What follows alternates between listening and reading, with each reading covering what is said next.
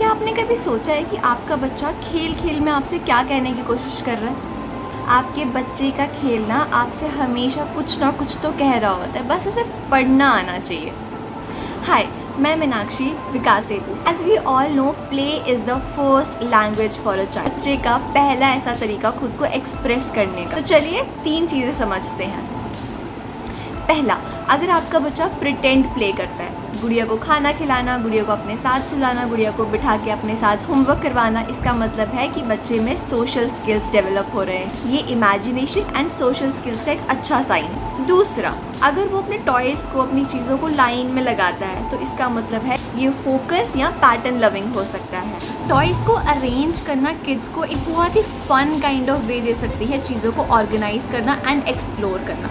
लेकिन अगर ये चीज़ रिपीट हो रही है, वो बार बार यही चीज़ें कर रहे हैं, कलर के अकॉर्डिंग लाइन अप कर रहे हैं या फिर साइज़ के अकॉर्डिंग लाइन अप कर रहे हैं एंड बाकी चीज़ों में उनका इतना ज़्यादा इन्वॉल्वमेंट नहीं हो रहा है, दैट मीन्स यहाँ पे थोड़ा सा ज़्यादा ऑब्जर्वेशन की ज़रूरत है। देखिए एग्जाम्पल, अगर बच्चा जो है वो ये सारी चीज़ें कर रहा है, अपनी चीज़ों को लाइन अप ऑर्डर में वो अपनी चीज़ों को रख रहा है या फिर कलर के अकॉर्डिंग अपनी चीज़ों को लाइन अप कर रहा है, लेकिन अगर दूसरा उसकी चीज़ों को थोड़ा सा भी मिसप्लेस कर दे या कहीं और कुछ रख दे, तो बच्चा बहुत ज़्यादा डिस्ट्रेस हो जाएगा या बहुत गुस्सा करेगा। तो ये अच्छे साइंस नहीं है, यहाँ पे हमें थोड़ा ध्यान देने की ज़रूरत है।